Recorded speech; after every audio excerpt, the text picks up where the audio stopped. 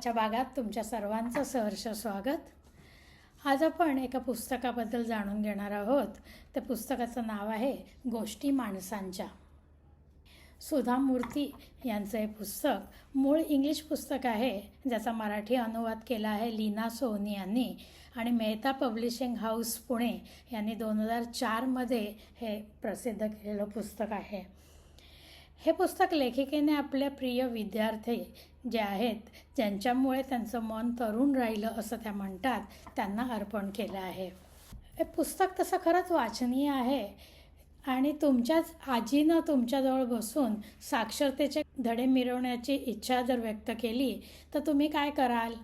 किंवा जर समजा भारताच्या राष्ट्रपतींनी प्रवासात तुम्हाला बरोबर घेऊन जायचं ठरवलं तर? किंवा तुमच्या शिक्षकांनी तुमच्या योग्यतेपेक्षा जास्त गुण दिले तर तुम्ही काय कराल? तर अशा या प्रश्नांची उत्तरं या आशयाच्या कथा या पुस्तकात आहेत। सुधा मूर्ती यांनी लिहिलेल्या सत्य घटनांवर आधारित असलेल्या या हलक्या फुलक्या रोचक आणि मनोरंजक कथांमधून अशा अनेक प्रश्नांची उत्तरं आपल्याला सापडतात। सुधा मूर्ती या प्राध्यापिका, समाजसेविका, त्याचबरोबर आपल्या आगळ्या वेगळ्या कथालेखनाच्या शैलीने वाचकांना मोहून टाकणाऱ्या लेखिका होत। या कथासंग्रहात त्यांनी खट्याळ खोडकर विद्यार्थ्यांची वाचकांचे मन गुंतवून ठेवणारी कथा आहे। एक नवा व्यवसाय सुरू करणाऱ्या आपल्या पतीचं स्वप्न पार पाडण्यासाठी घरखर्चातून बाजूला ठेवलेल्या गंगाजळी त्यांच्यापुढे आणून ठेवताना लेखिकेला आपल्या आईच्या उपदेशाची आठवण कशी झाली याची कहाणी आहे।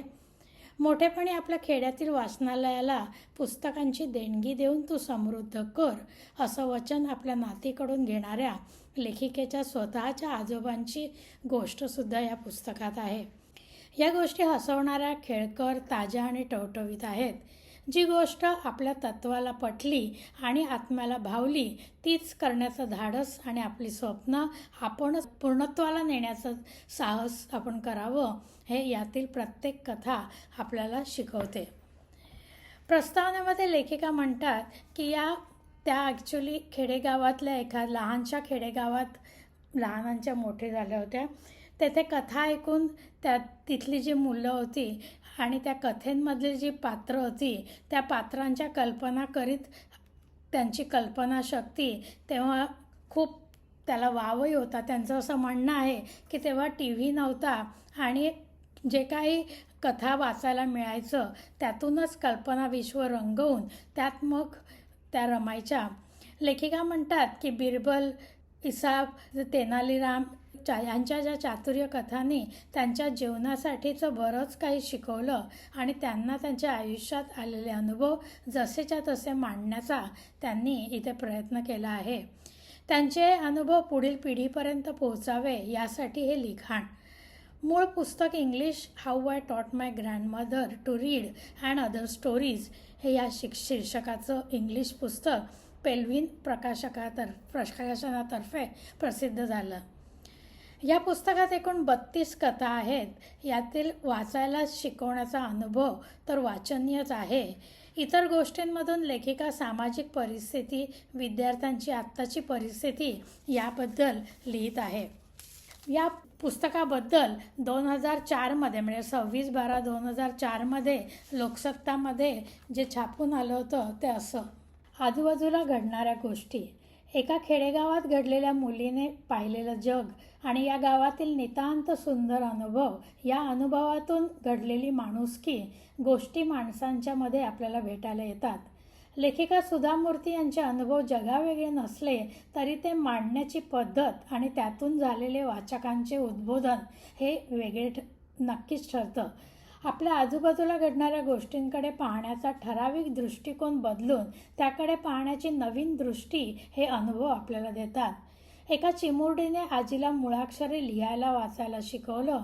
ही शिकवणी पूर्ण झाल्यावर बक्षीस म्हणून आजीला पुस्तक दिलं। यातील निरागसता वाचकाला जाणवत राहते।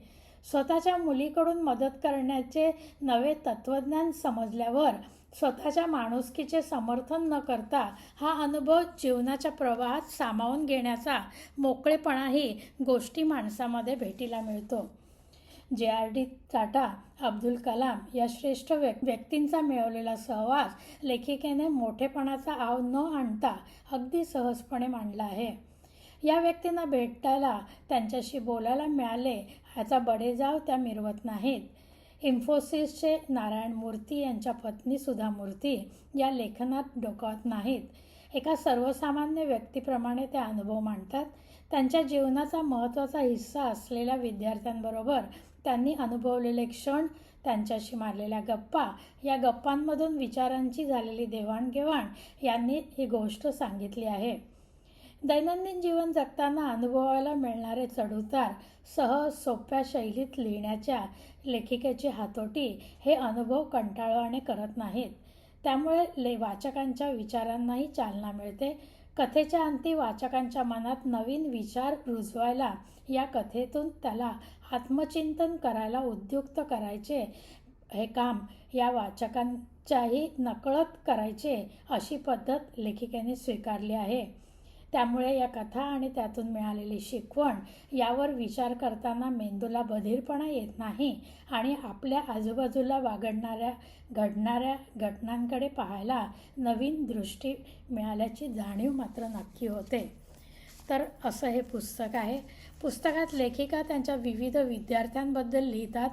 कॉम्प्युटर सायन्स शिकवता शिकवता जीवनाला आवश्यक असलेली जी मूल्य ही गोष्टी रूपात सांगून विद्यार्थ्यांच्या मनात त्या बिंबवताना आपल्याला वाचायला मिळतं.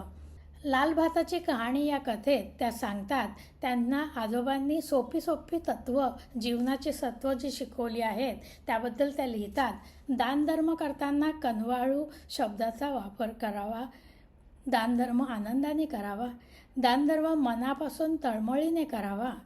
केवळ गरजू व्यक्तींनाच दान द्यावे. दानधर्म करताना मनात कोणतीही अपेक्षा बाळगू नये, कारण दानधर्म ही देणगी नसून ते आपलं कर्तव्य आहे. दान स्वीकारणाऱ्यांना परावलंबी आणि असहाय्य बनवू नये. दानधर्म करताना जाती धर्माचा विचार मनात आणू नये. दानधर्म करताना मनात अशी इच्छा बाळगावी की आपल्याकडून हे दान स्वीकारणाऱ्याची भरभराट व्हावी. लेखिका म्हणतात की हे शिक्षण कुठे शाळा कॉलेजात मिळत नाही. साध्या माणसांच्या शिकवणीतून हे आत्मसात केले जाते. सर JRD टाटा आणि जमशेदजी टाटा यांच्याप्रती असलेली कृतज्ञता दाखवण्यासाठी लेखिकेने त्यांचे फोटो त्यांच्या ऑफिसच्या भिंतीवर लावले आहेत.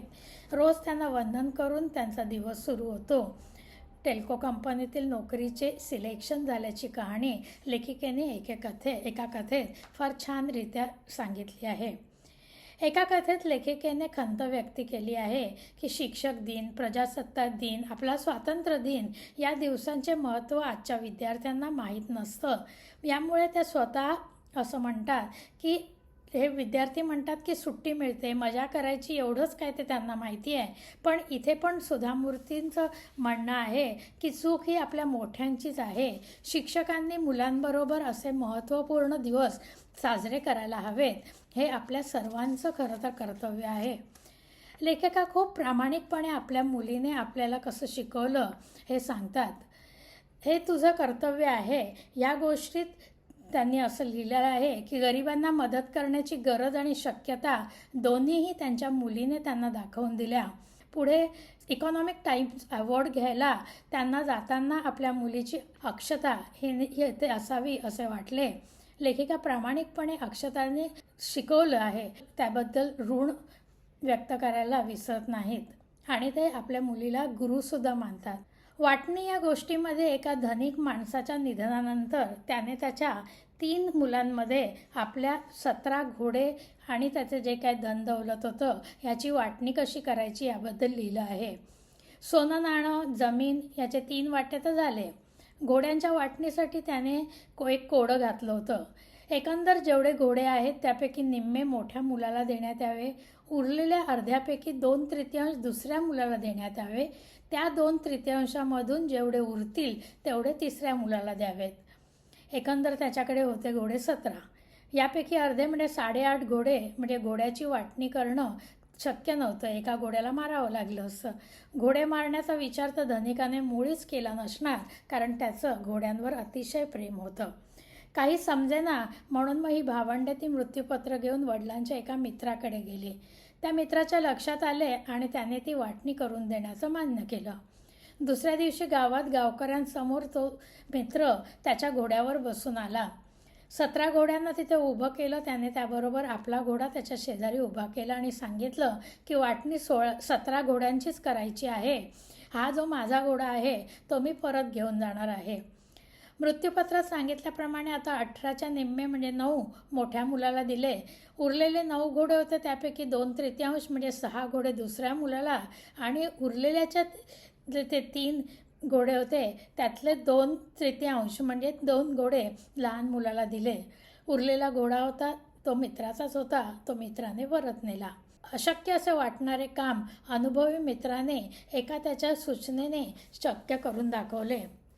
लेखिका म्हणते की जीवन हे निरंतर शिक्षणच आहे, पण हे समजण्यासाठी मनाची कावडं आपली खुली ठेवायला हवीत. अनुभव हा आपला सर्वात मोठा शिक्षक असतो. वडीलधाऱ्या माणसांचा अनेक लोकांशी संबंध आला असतो. त्यांनी जीवनातील अनेक चढउतार पाहिलेले असतात, म्हणून त्यांच्या अनुभवाचा आपण फायदा करून घ्यायला हवा. हे शिक्षण कोणत्याही शाळा कॉलेजमध्ये दिलं जात नाही. लेखिकेने एका गोष्टीत सांगितले आहे की त्यांच्या आजोबांनी त्यांच्याकडून एक वचन घेतलं होतं की निदान एका तरी वाचनालयाला ती पुस्तक देईल. त्याप्रमाणे लेखिका नमूद करतात की पुढे त्यांनी 10,000 वाचनालय बांधले. आपल्या विद्यार्थ्यांची प्रगती आणि उन्नती पाहणे नेहमी आनंददायी असते.